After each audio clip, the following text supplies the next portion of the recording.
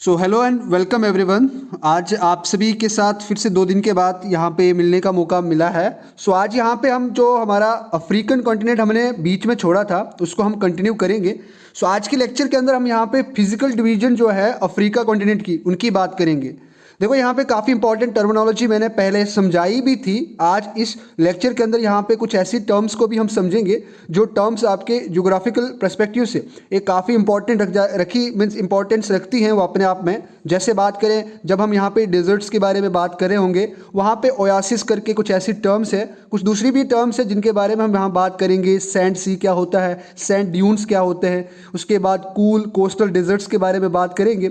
और सबसे पहले हम बात करेंगे यहाँ पे प्लेट्यू के बारे में बात करेंगे, फोल्ड माउंटेन्स के बारे में बात करेंगे और डेजर्ट्स के बारे में बात करेंगे। और नेक्स्ट लेक्चर के अंदर हम यहाँ पे अफ्रीका का जो कॉन्टिनेंट है उसको फिनिश करेंगे। अब अफ्रीकन कॉन्टिनेंट की क्या खासियत है मैंने आपको यहाँ पे कहा भी था, एक बार मैं आपको रिवाइज करवाते हुए चलूँ तो हमने शुरू में कहा था कि इसको मदर आइलैंड मीन्स कॉन्टिनेंट के नाम से भी जाना जाता है। और ये अपने आप में एक अफ्रीका एक प्लेट्यू है और इसके बीच में एक यहाँ पे गल्फ ऑफ गल्फ आपको देखने को मिलते हैं। यानी आपको पता है कि जो स्वीज कैनाल है, रेड सी है, वहाँ पे आपका इसका जो हाईएस्ट प्लेट्यू यानी हाईलैंड्स बनते हैं जिसका नाम यहाँ पे अफ्रीकन हॉर्न करके रखा गया है, उसके बारे में बात करी थी मैंने। उसके बाद यहाँ पे स्ट्रेट ऑफ गिब्रलेटर जो है जो यहाँ पे यूरोप कॉन्टिनेंट को यहाँ पे अफ्रीका कॉन्टिनेंट से अलग करती है, जो मेडिटेरियन सी को एटलांटिक ओशन के साथ कनेक्ट करता है, कनेक्शन बनाता है, इन सभी की हमने बात करी थी। तो आप एक बार अगर अभी तक आपने उस लेक्चर को अच्छे तरीके से नहीं देखा है तो मैं आप सभी से यही रिक्वेस्ट करूंगा, और ये रिक्वेस्ट सिर्फ आपके लिए है, आपके नॉलेज के लिए है, ये मेरे किसी बेनिफिट के लिए नहीं है। एक बार आप उसको सिर्फ आप 2 की स्पीड से भी आप उसको सिर्फ एक बार सुन लें, because the main motto behind providing you all this lectures आपको सिर्फ रिवाइज करने का ही एक मोटो है, ताकि आप एक बार उन लेक्चर्स को सुने। मैंने आपके साथ प्रॉमिस करा है कि मैं आप सभी को पीडीएफ एट लास्ट प्रोवाइड कर दूंगा। जो लास्ट लेक्चर होगी हमारी, मैं कोशिश करूंगा कि आपको मैं अगली लेक्चर के अंदर पीडीएफ प्रोवाइड कर दूं। तो आप जितना हमने अभी तक पढ़ा उतना एक बार उसको वहां से भी रिवाइज कर सकते हैं, लेकिन आपका बेस्ट है कि अगर आप इसको अच्छे तरीके से सुने और उसके बाद आप पीडीएफ पढ़ें तो आपको काफ़ी लॉन्ग लास्टिंग जो आपका मटीरियल है, यानी जो आपका नॉलेज है वो आपको अपने माइंड में स्टेबल रह सकता है।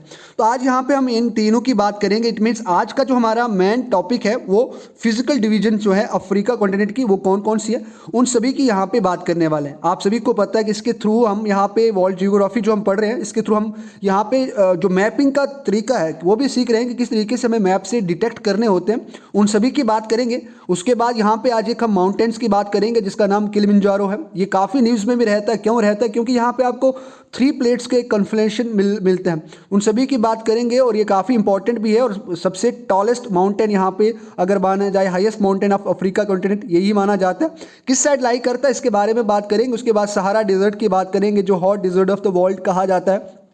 कौन कौन सी कंट्रीज है यहाँ पे, इन सभी की बात करेंगे। लेकिन सबसे पहले हम यहाँ पे प्लेट्यूज की बात करते हैं। सो विदाउट वेस्टिंग और मच टाइम सबसे पहले हम यहाँ पे प्लेट्यू की बात करें। देखो यहाँ पे अगर प्लेट्यू की बात करें तो यहाँ पे आप इस मैप को अच्छे तरीके से एक बार देखने की कोशिश करें। मीन्स थोड़ा सा अगर आप बात करें, मेजरली मैं यहाँ पे 3 ग्रुप्स के अंदर यहाँ पे किसको यहाँ पे बांटने वाला हूँ, प्लेट्यू को बांटने वाला हूँ। अगर पूरी कंट्री को अगर मैं बांटूँ तो आपको बात बता दूँ तो अगर आप साउथ अफ्रीकन प्लेट्यू की बात करें तो जितना भी ये सदर्न साइड है इसके अंदर आपको बाई प्लेट्यू देखने को मिलेगा, कटंगा प्लेट्यू आपको देखने को मिलेगा। इन सभी की 1 बाय 1 बात करेंगे। लेकिन अगर पूरे कॉन्टिनेंट को अगर आप प्लेट्यू के अंदर डिवाइड करें, यानी प्लेट्यू के अंदर इसको अगर बांटे तो डेफिनेटली आपके पास ये 3 मेजर प्लेट्यूज आपको देखने को मिलेंगे। यानी जो ये नीचे वाला रीजन आपको मिल गया ये आपको साउथ अफ्रीकन मिल जाता है। अगर बात करें साउथ अफ्रीकन प्लेट्यू इसको कहा जाता है, जिसके अंदर आपको यहाँ पे मैंने अभी बताया, यहाँ पे आपको कटंगा प्लेट्यू देखने को मिलेगा, ड्रैकन्सबर्ग प्लेट्यू आपको देखने को मिलेगा। उसके बाद यहाँ पे डेजर्ट्स जैसे बात करें, नेम्बिया डेजर्ट्स आपको यहाँ पे देखने को मिलेगा, कलहारी डेजर्ट आपको यहाँ पे देखने को मिलेगा, बाई प्लेट्यू यहाँ पे आपको देखने को मिलेगा। उसके बाद अगर सेकेंड मेजर अगर आप बात करें प्लेट्यू की बात करें तो आपका ये वाला जो अफ्रीकन जो है जिसके अंदर आपको इथोपियन हाईलैंड्स आपको देखने को मिलते हैं। यहीं पे आपको यहाँ पे जो नाइल रिवर है और यहाँ पे एक व्हाइट रिवर भी आपको देखने को मिलता है, ब्लू नाइल और व्हाइट नाइल यहाँ पे आपको देखने को मिलता है, जो यहाँ पे इथोपियन हाईलैंड से ही निकलता है। और यहाँ पे कौन सी ऐसी जगह है जहाँ से ये निकलता है उसके बारे में बात करेंगे। इसी के अंदर यहाँ पे आप देख रहे हैं ये गल्फ यानी हॉर्न, जो अफ्रीकन हॉर्न आप देख रहे हैं, जो सबसे ऊंची जगह है अफ्रीकन कॉन्टिनेंट की, यहीं पर आपको किलिमंजारो के भी दर्शन होते हैं, उनकी भी यहाँ पे बात करेंगे। माउंट केनिया और किलिमंजारो जिसकी लगभग हाइट अगर बात करें तो 6000 मीन्स मीटर मीन सी लेवल से अबव है, इसकी भी हम बात करेंगे। उसके बाद ये पूरा आपका जो आ गया, ये आपका क्या आ गया, ईस्ट अफ्रीकन प्लेट्यू के बाद यहाँ पे ये एक आ जाता है, जैसे आप वेस्टर्न प्लेट्यू भी आप कह सकते हैं, लेकिन यहाँ पे इसके बाद यहाँ पे ये ईस्ट अफ्रीकन प्लेट्यू इस तरीके से हम इसको रखते हैं। देखो यहाँ पे एक सदर्न आ गया, ईस्टर्न को इस तरीके से रखा जाता है, और ये वाला एक अलग से, इसको कौन सा कहा जाता है, इथोपियन हाईलैंड्स कहा जाता है, या इथोपियन आप प्लेट्यू भी आप इसको कहते हैं। अब ये यहाँ पे 3 मेजर आपको यहाँ पे बड़े बड़े जो प्लेट्यू हैं वो आपको एक पूरे कॉन्टिनेंट के हिसाब से देखने को मिलते हैं। अब यहाँ पे मेजर प्लेट्यूज की बात करें, सबसे पहले यहाँ पे मैं आपको मैप के थ्रू समझाने की कोशिश करूँगा, और आई होप कि आप उनको अच्छे तरीके से फोकस रखेंगे भी, क्योंकि अगर आप अच्छे तरीके से देखेंगे तो डेफिनेटली आपको यहाँ पे याद रहने में काफ़ी ईजी हो जाएगा। देखो सबसे पहले हम सदर्न साइड की ओर चलते हैं, और सदर्न साइड की ओर अगर हम चलें तो वहाँ पर आपको मैंने अभी एक मैप के थ्रू दिखाया था, ये कटंगा प्लेट्यू की बात करते हैं। यहाँ पे जो आप ये देख रहे हैं ये कटंगा प्लेट्यू है। अब इसकी क्या खासियत है, क्यों ये माना जाता है, और ये कहाँ पे है, कौन सी कंट्री है यहाँ पे। अगर बात करें यहाँ पे कटंगा की बात करें तो ये लगभग आपको इसको एक दूसरे तरीके से शबा प्लेट्यू के नाम से भी जाना जाता है। अब शबा प्लेट्यू क्यों कहा जाता है इसको, क्योंकि यहाँ पे आपको जो कोबाल्ट है और जो यूरेनियम है उसकी यहाँ पे यूरेनियम डिपॉजिट्स आपको काफ़ी ज़्यादा मिलते हैं, और यहाँ पे कोबाल्ट रिजर्व आपको लगभग 35% आपको पूरे वर्ल्ड की जो कोबाल्ट रिजर्व है वो यहाँ पे इस रीजन में आपको देखने को मिलेगी। अगर आप कटंगा प्लेट्यू की बात करें तो ये लगभग ये रवांडा जो डेमोक्रेटिक रिपब्लिक ऑफ कॉन्गो है तो उसके अंदर आपको यहाँ पे ये देखने को मिलता है, यानी सेंटर पे आपको देखने को मिलता है। यहाँ पे ही आपका विक्टोरिया फॉल भी आपको यहाँ पे देखने को मिलेगा, इसके साथ आपका मुचिंगा माउंटेन्स यहाँ पे आपको देखने को मिलता है। उसके बाद हम बात करें इथोपियन प्लेट्यू की बात करें। अब यहाँ पे इथोपियन प्लेट्यू की बात करें, देखो यहाँ पे मैंने ये मटीरियल सारा लिख के भी दिया है आपको कुछ ज़्यादा टेंशन लेने की यहाँ पे कोई भी ज़रूरत नहीं है। बात करें इथोपियन हाईलैंड्स की, सबसे पहले थोड़ी सी बात कर लेते हैं।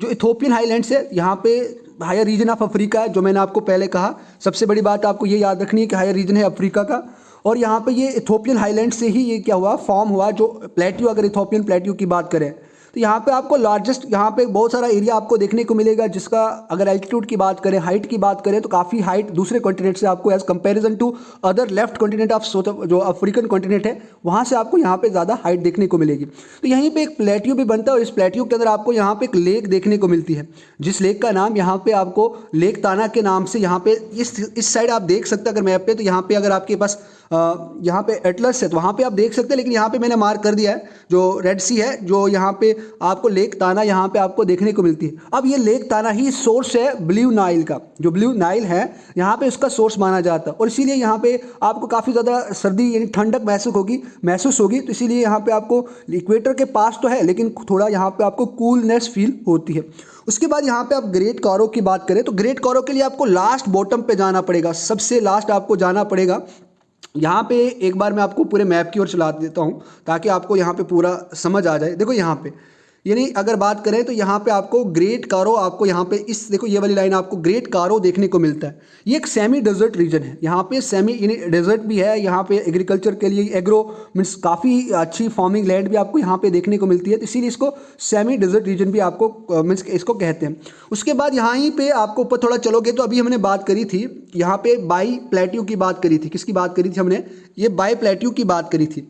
अब ये बात करें बाई प्लेट्यू काफ़ी इंपॉर्टेंट हो जाता है जब अगर आप पूरे वर्ल्ड के अंदर अगर कॉपर की बात करें, एग्रीकल्चर की बात करें, या फिर आप कैटल रीयरिंग की बात करें, तो उसके लिए आपको यहाँ पे ये जो काफ़ी इंपॉर्टेंट हो जाता है। उसके बाद ये जो कटंगा प्लेट्यू की हमने बात करी थी, यानी ये इस वाले रीजन के अंदर आता है आपका कटंगा प्लेट्यू। ये यहाँ पे आपको फार्मिंग जो है, जो खेती है, वो काफ़ी लोग करते हुए देखने को मिलेंगे। उसके बाद रेंचिंग भी आपको देखने को मिलेगी। अब देखो काफ़ी ज़्यादा लोगों को ये प्रॉब्लम आएगी कि सर ये रेंचिंग का मतलब क्या है। रेंचिंग का मतलब होता है जो पशुपालन होता है, जिसको आप लिव स्टॉक भी कहते हैं, उसकी यहाँ पे आपको काफ़ी ज़्यादा इसकी रेयरिंग देखने को मिलेगी। और ये मिनरल रिसोर्स बहुत ज़्यादा मिनरल रिच एरिया है, जहाँ पे आपको कॉपर का लगभग 35% वर्ल्ड कॉपर आपको यहाँ पे यानी कोबाल्ट आपको देखने को मिलेगा, कॉपर भी आपको देखने को मिलेगा, और यूरेनियम डिपॉजिट्स भी आपको देखने को, इसीलिए इसको शाबा प्लेट्यू के नाम से भी जाना जाता है। शाबा प्लेट्यू किस कॉन्टिनेंट के अंदर है, तो अफ्रीका कॉन्टिनेंट के अंदर इसका दूसरा नाम क्या है, कटंगा प्लेट्यू भी इसको कहा जाता है। उसके बाद यहाँ पे अडमावा प्लेट्यू की बात करें, किसकी बात करें, यहाँ पे अडमावा प्लेट्यू की बात करें तो यहाँ पे आपको थोड़ा सा इस साइड जाना है। यहाँ पे देख सकते हैं आप, यहाँ पे हाईलैंड्स है, इसका मतलब ये आपको प्लेट्यू भी यहाँ पे ही देखने को मिलेगा। तो यहाँ पे अडमावा प्लेट्यू, यहाँ पे आपको स्वन्ना वेजिटेशन के लिए काफ़ी इंपॉर्टेंट है। उसके बाद यहाँ पे बॉक्साइट डिपॉजिट्स ज़्यादा मानी जाती है। तो आपको सिर्फ एक बार लोकेशन देखनी है कि किस साइड कौन सा कहाँ पे, तो ये भी अफ्रीका के अंदर है, इतना ही आपको काफ़ी याद ज़्यादा नहीं रखना है।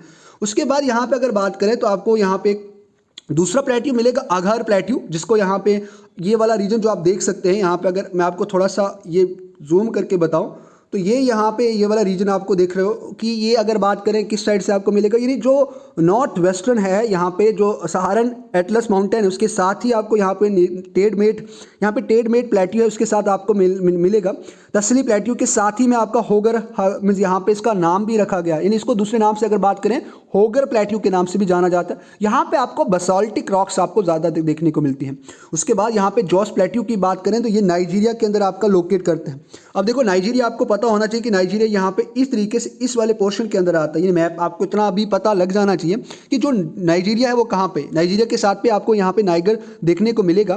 तो यहाँ पे आपको जॉस प्लेट्यू आपको देखने को मिलता है, ये नाइजीरिया के अंदर है। अब इसकी बात करें तो यहाँ पे आपको जो इथनो लिंग्विस्टिक जो ग्रुप्स होते हैं, इनहेबिटेंट्स होते हैं, लगभग आपको 40 से लेकर 60 ग्रुप्स यहाँ पे आपको देखने को मिलेंगे। इट मीन्स यहाँ पे आपको डाइवर्सिटी ऑफ कास्टनिज्म देखने को मिलेगा, लगभग 60 कास्ट के लोग यहाँ पे रहते हैं, यानी इथनो लिंग्विस्टिक इनहेबिटेंट्स यहाँ पे आपको ज़्यादातर देखने को मिलते हैं। अब देखो ये जो हमने बात करी, इसके यहाँ पे अगर आप बात करें तो इसका आपको पूरा मटेरियल भी मैंने यहाँ पे बताया है। देखो यहाँ पे अगर बात करें प्लेट्यूज की बात करें, सभी कुछ हमने यहाँ पे इसके बारे में डिस्कस करी थी। अब यहाँ पे देखो प्लेट्यूज की बात करें तो कहाँ कहाँ से है, नॉर्थ सहारा से लेके यहाँ पे केप प्रोविंसेस जो आपके बॉटम यानी केप प्रोविंसेस, यहाँ पे आपको Cape of the Good Hope की बात करें, ये काफ़ी इंपॉर्टेंट अगर आप हिस्ट्री के हिसाब से बात करें, मोजम्बिक की बात करें, इन सभी की बात करेंगे, जब स्टेट्स की बात करेंगे इन सभी की बात करेंगे और मैं साथ साथ इनके बारे में आपको बता भी रहा हूँ। देखो यहाँ पे हमने इसकी बात करी, सबसे पहले हमने साउथ अफ्रीकन प्लेट्यू की बात करी, इसके बारे में देखा। अगर बात करें साउथ अफ्रीकन जो प्लेट्यू है, लगभग जो ट्रॉपिक ऑफ जो क्या है कैप्रिकॉर्न है उसके आसपास ही आपको देखने को मिलेगा। लगभग ज़्यादा आपको जो कैंसर है, यानी जो आपका जो इक्वेटर रीजन है, ट्रॉपिक ऑफ कैंसर नहीं, ट्रॉपिक ऑफ मीन जो आप कैप्रिकॉर्न है उसके और यहाँ पे जो इक्वेटर उसके बीच में लगभग आपको 12 डिग्री सदर्न साइड में आपको देखने को मिलता है। यहाँ पे आपको काफ़ी ज़्यादा इंपॉर्टेंट दूसरे भी प्लेट्यूज देखने को मिलते हैं और ये कनेक्शन एक बनाता है कहाँ, अफ्रीकन प्लेट्यू से, जो नॉर्थ ईस्ट जो प्लेट्यू है और उसका और ईस्ट अफ्रीकन प्लेट्यू से ये कनेक्शन बनाता है। उसके बाद हमने ईस्ट अफ्रीकन प्लेट्यू की भी बात करी, यहाँ पे आपको ज़्यादातर टेबल लैंड्स आपको देखने को मिलेगी। टेबल लैंड का मतलब हाईलैंड आपको यहाँ पे देखने मिले, कुछ डिप्रेशंस आपको देखने को मिलेंगे। उसके बाद हमने इथोपियन हाईलैंड की बात करी, फिर हम प्लेट्यूज के ऊपर आए डायरेक्ट, हमने यहाँ पे कटंगा प्लेट्यू की बात करी, इथोपियन प्लेट्यू की बात करी, ग्रेट कारो की बात करी जो सदर्न साइड में कंप्लीट लाई करता है, और बाई प्लेट्यू की बात करें तो ये वेस्टर्न साइड में। यहाँ पे बात करें जो लोअर ग्वीनिया है वहाँ पे आपको ये देखने को मिलेगा, उसके साथ में ही आपको देखने को मिलेगा।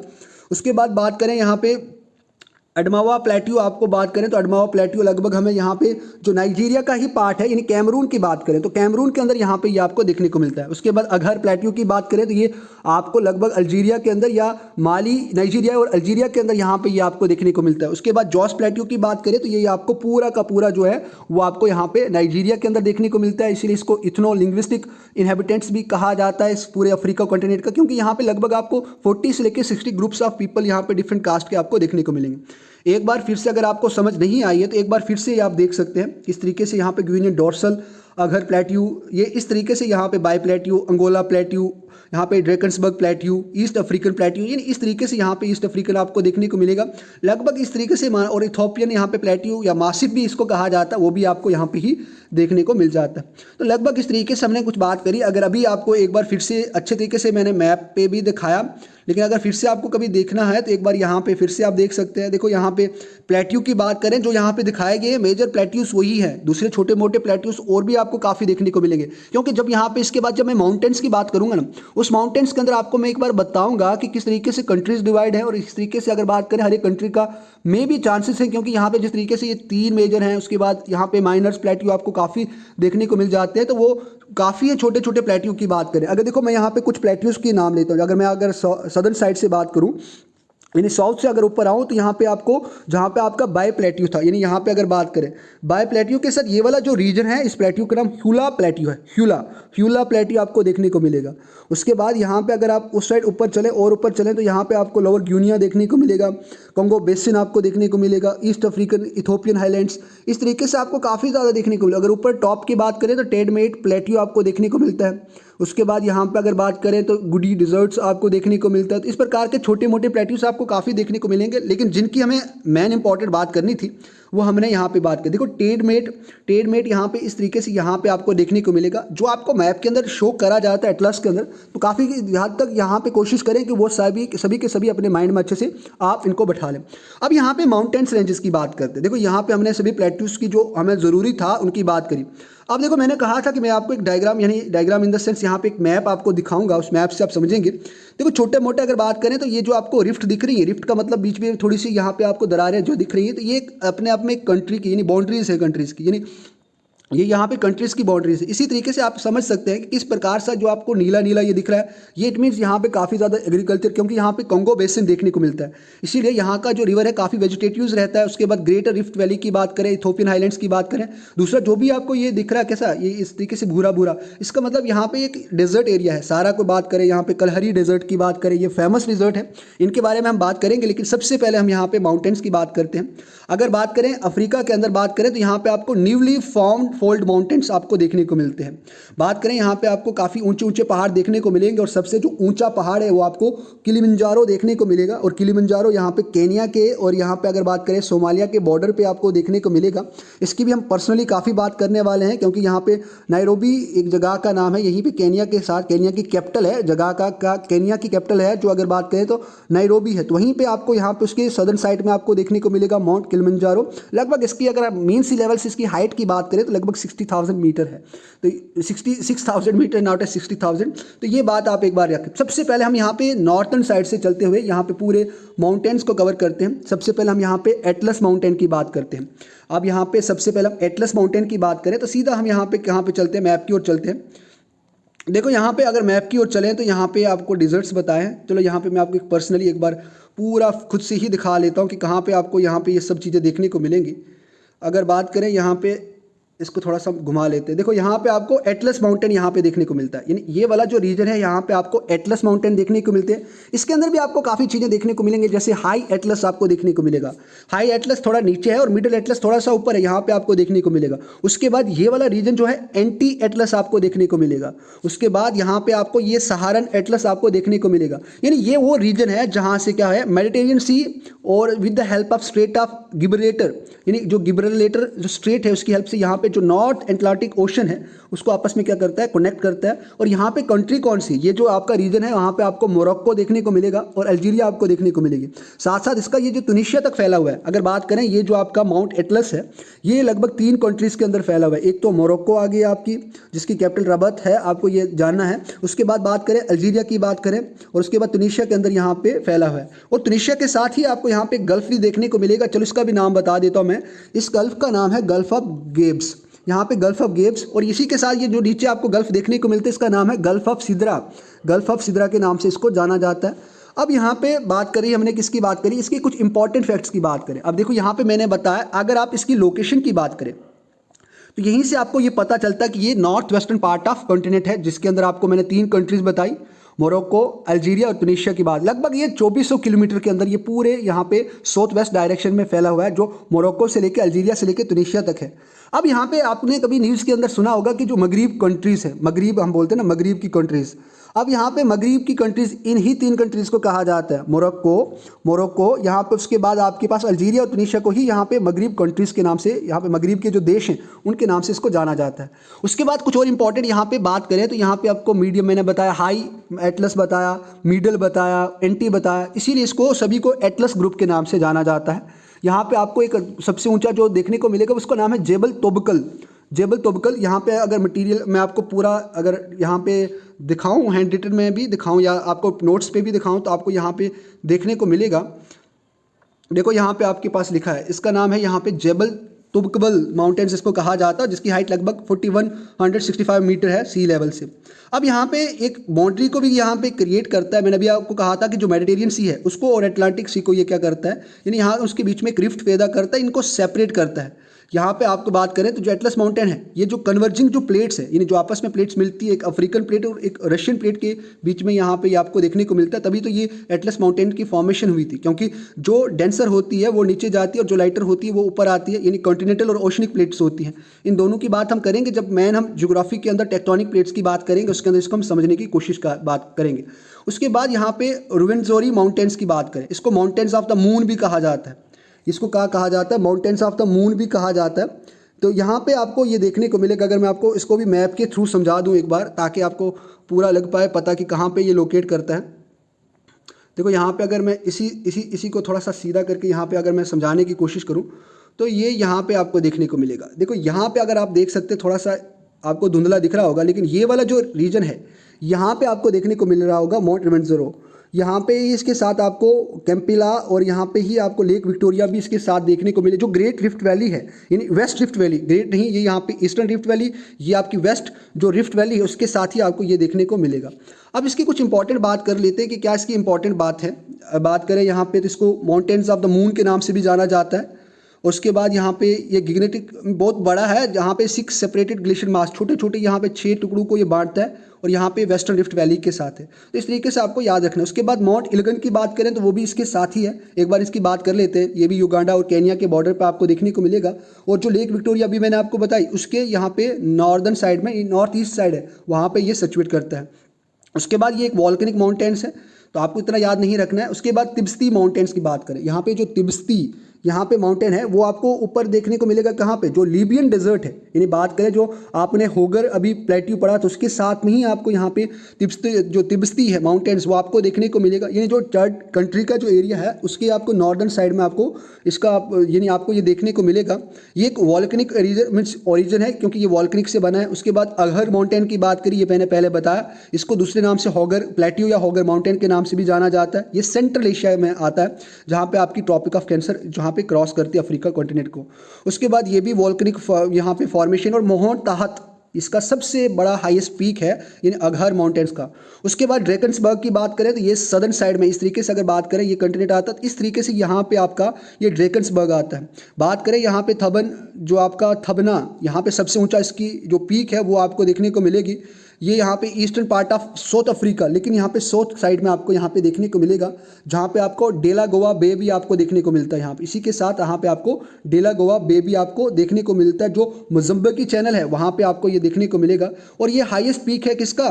जो आपको पता था कि अगर ये बात करें अफ्रीका कंट्री है पूरी, साउथ अफ्रीका, तो इसके बीच में एक छोटी सी कंट्री थी जिसका नाम लिसोथो, तो उसका ये सबसे हाईएस्ट पीक माना जाता है। उसके बाद माउंट केनिया की बात करें तो ये काफ़ी इंपॉर्टेंट हो जाते हैं। माउंट केनिया की बात करें, मैंने सभी को बताने वाला हूँ ये कहाँ पे है। माउंट केनिया की बात करें तो जो आपका केनिया है और इथोपिया और सोमालिया है, उस रीजन में आपको यहाँ पे देखने को ये मिलता है। माउंट केनिया के साथ में ही आपको अगर बात करें तो एक रिवर है, ताना रिवर नाम है उसका, उसके साथ ही यहाँ पे आपको नायरोबी के ये नॉर्दर्न साइड में ये आ जाता है। और बात करें माउंट किलिमंजारो जो है वो उसकी सदर्न साइड में आ जाता है।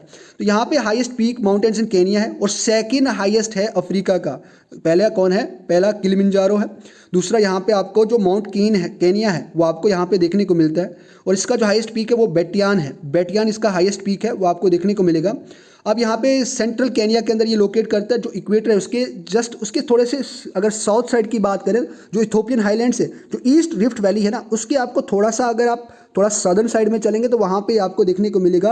यानी सिंपल से बात है कि आपका जो इक्वेटर है उसके कुछ, यानी आप बात कर लो कि 1 डिग्री या 2 डिग्री अगर आप साउथ साइड में चलोगे तो वहाँ पे आपको ये देखने को मिल जाएगा। उसके बाद किलिमंजारो की बात करते हैं। अब किलिमंजारो की बात करें तो यहाँ पे आपको 3 वॉल्केनिक कॉन्स आपको देखने को मिलती है। यहाँ पे आपको 3 वॉल्केनिक कॉन्स आपको देखने को मिलती हैं।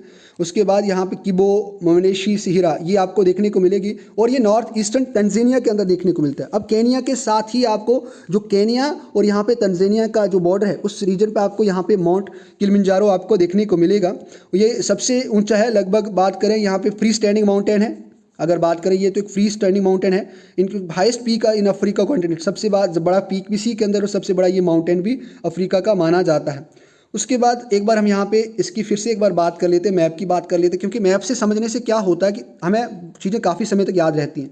देखो ये वाला पार्ट आ गया आपका तंजानिया का पार्ट आ गया, और ये वाला आपका आ गया केनिया का पार्ट आ गया, और इसी के साथ ये वाला जो है सोमालिया का और ये इथोपिया आ गया। तो यहाँ पे देखो, यहाँ पे मैंने माउंट केनिया, यहाँ पे आपको केनिया के अंदर आपको देखने को मिलेगा। ये आपकी इक्वेटर है, इक्वेटर के साथ ही कोई 1 डिग्री साउथ साइड में आपको यहाँ पे माउंट केनिया देखने को मिलता है।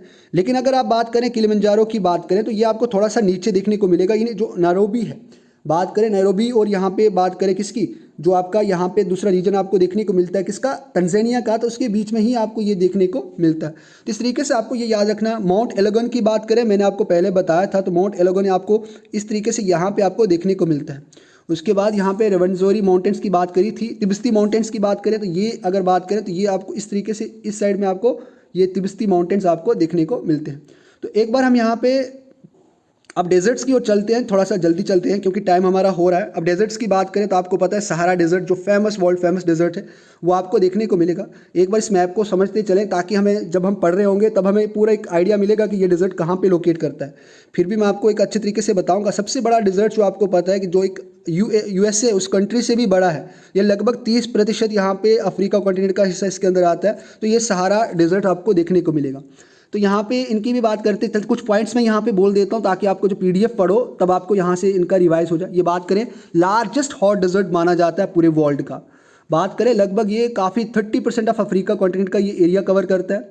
यहाँ पे आपके अगर इसके अंदर की कंट्रीज़ की बात करें, देखो यहाँ पे इसके अंदर कंट्रीज़ की बात करें तो लीबिया कंट्रीज़ के अंदर आता है, क्योंकि यहाँ पे अगर बात करें वेस्ट से ईस्ट तक ये फैला हुआ है। बात करें सबसे पहले लीबिया कंट्री इसके अंदर आती है, उसके बाद अल्जीरिया इसके अंदर आती है, इजिप्ट जो है वो इसके अंदर आ जाता है, उसके बाद ट्यूनीशिया जो कंट्री है आपको जो आपको नॉर्दर्न साइड में देखने को वो आ जाती है, चड यहाँ पे आपको देखने को मिलेगी, यानी इस रीजन में आपको देखने को मिलेगी। उसके बाद यहाँ पे मोरक्को यहाँ पे आपको देखने को मिलेगा, ये वाला रीजन।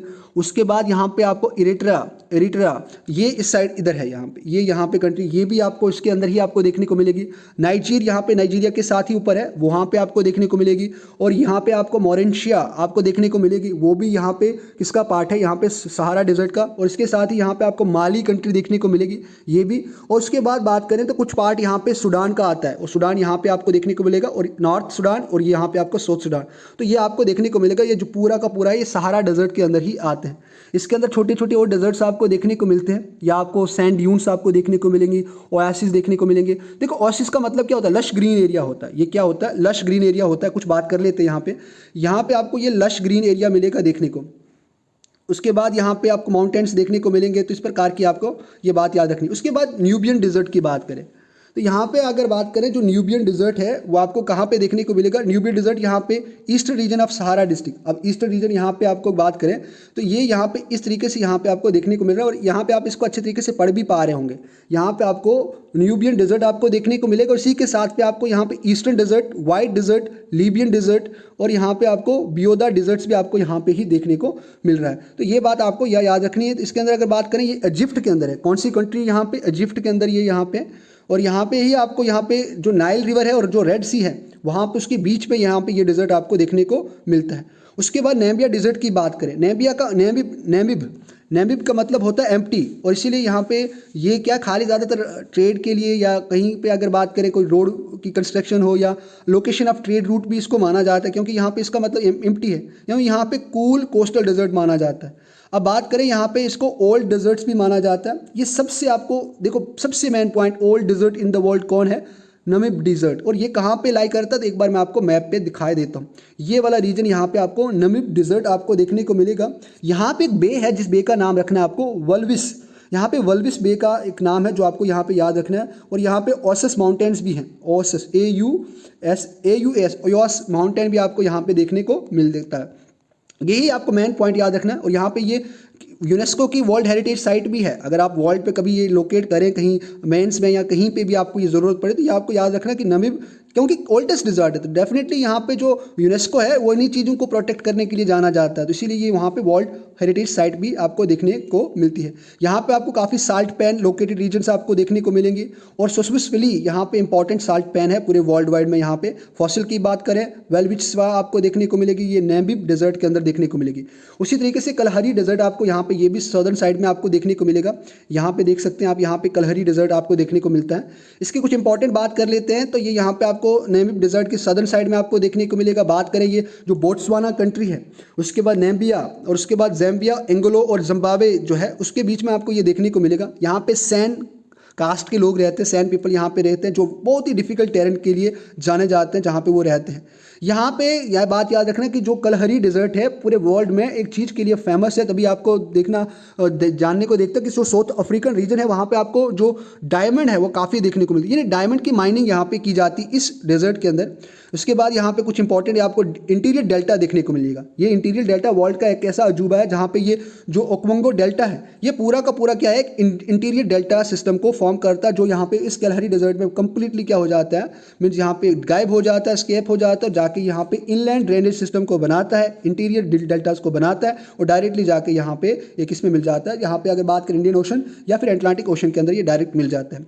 बात करें यहाँ पे इंडेंजर स्पीशीज़ कुछ रहती हैं वर्ल्ड की, जैसे आप बात करें बड़े बड़े मैमल की बात करें तो चीता यहाँ पे इंडेंजर स्पीशीज़ मानी जाती है इस डेजर्ट के अंदर।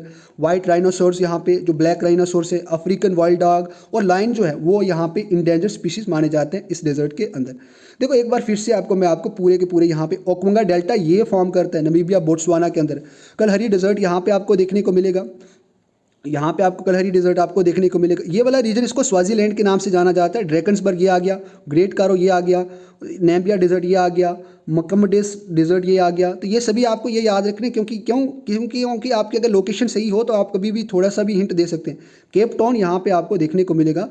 उसके बाद कुछ और डेजर्ट की बात करें तो Sahara desert, largest hot desert revision कर लेते हैं। ये सब ट्रॉपिकल हाई प्रेशर जोन है, एचपी का मतलब यहाँ पे हाई प्रेशर जोन है। तो यहाँ पे एक जो ट्राइब्स रहते हैं, लास्ट में हम बात करेंगे अफ्रीका कॉन्टिनेंट के अंदर कौन कौन से ट्राइब्स रहते हैं, ट्यूगरेक ट्राइब्स आपको देखने को मिलेंगे। नेमिब डेजर्ट की बात करें तो यहाँ पे ऑफ शोर ट्रेड विंड है। अब आपने ट्रेड के बारे में अगर पढ़ा होगा, ये कॉन्टिनेंट है, ये बात करें तो ये ऑन शोर ट्रेड विंड है, लेकिन ये आपकी ऑफ शोर ट्रेड विंड, ये ऑफ शोर जो आपका किनारा छोड़ रहे हैं उनको ऑफ शोर यहाँ पे कहते हैं। तो ये आपको ये देखने को मिलेगी यहाँ पे। उसके बाद कलहरी डेजर्ट की बात करें, रेन शेडो इफेक्ट यहाँ पे देखने को मिलेगा। स्टोनी रॉकी डेजर्ट से आपको देखने को मिलेगा। यहाँ पे एक ट्राइब रहते हैं जो काफ़ी फेमस है पूरे वर्ल्ड में, बुशमैन ट्राइब के नाम से जाना जाते हैं। Old surviving tribal group of Africa, सबसे ओल्ड ग्रुप भी और सबसे ओल्ड यहाँ पे डेजर्ट कौन सा है, नेम्बिया डेजर्ट आपको देखने को मिले। न्यूबियन डेजर्ट की बात करें तो हमने अभी ये बात करी थी, तो ये आपको कौन से जो आपका नॉर्थ ईस्टर्न साइड रेड सी का एरिया है, इथोपिया का, इजिप्ट का सॉरी जो एरिया है वहाँ पर आपको देखने को मिलता है। तो ये यहाँ पे नाइल रिवर और रॉकी डेजर्ट्स को आपस में से, लीबियन डेजर्ट और नाइल रिवर को आपस में क्या करता है, ये सेपरेट करता है। सो आज की लेक्चर हम यहीं पे फिनिश करते हैं। आई होप कुछ आपको यहीं से सीखने को मिला होगा। आज हमने बात करी प्लेट्यू की बात करी, हाईलैंड्स की बात करी और डेजर्ट्स की बात करी। कल यहाँ पे हम आइलैंड के साथ पूरे रिवर सिस्टम की बात करेंगे। जो रिवर्स है अफ्रीका के अंदर, आप सभी को पता है कि जो नाइल रिवर है दुनिया का सबसे बड़ा रिवर, वो यहाँ पे आपको देखने को मिलेगा। जो longest river in the world है उसकी भी बात करेंगे, और यहाँ पे व्हाइट नाइल भी है उसकी भी बात करेंगे। कॉन्गो की बात करेंगे, कॉन्गो फॉरेस्ट आपको पता है, इसके साथ एक रिवर भी है। इन सभी रिवर, ऑरेंज कहाँ पे है इसकी बात करेंगे, लेक्स की बात करेंगे। तो कल के लेक्चर के अंदर हम ये बात करेंगे। आज के लेक्चर का हमारा काम यहाँ टाइम हो गया। कल के अंदर हम पूरे अफ्रीका कॉन्टिनेंट को फिनिश करेंगे, क्लाइमेट देखेंगे सारा, फिर उसके बाद हम यूरोप कॉन्टिनेंट की ओर चलेंगे। कौन कौन सी मिनरल्स है सभी यहाँ पे बात करेंगे, एग्रीकल्चर कैसा है, हर एक चीज़ की यहाँ पे हम बात करने वाले हैं। और सहेल रीजन जो मैंने शुरू में बताया था इसकी भी बात करेंगे। फिर उसके बाद हम किसकी बात करेंगे, यूरोप कॉन्टिनेंट की बात करेंगे। सो आज की लेक्चर यहीं पर हम फिनिश करते हैं। आई होप आज के लेक्चर से भी आपको काफ़ी कुछ यहाँ से सीखने को मिला। सीखने को नहीं मिला होगा, अगर आपने पढ़ा भी होगा तो एक बार आपका अच्छे तरीके से यहाँ पे रिवाइज हो गया। और डेफिनेटली अगर आपने अच्छे तरीके से प्रीवियस लेक्चर्स भी सुनी है तो आपका जो वर्ल्ड ज्योग्राफी और मैपिंग है वो काफ़ी स्ट्रांग होती जा रही है। इसलिए आप कंटिन्यूस लेक्चर्स को देखते रहें। Thank you very much. और अगर आप इस चैनल पे पहली बार विजिट करें तो एक बार सब्सक्राइब करना ना भूलें, क्योंकि अगर आपको अच्छा लगा तो सब्सक्राइब करें, otherwise it's up to you, there is no force from our side. Thank you very much, have a good luck ahead.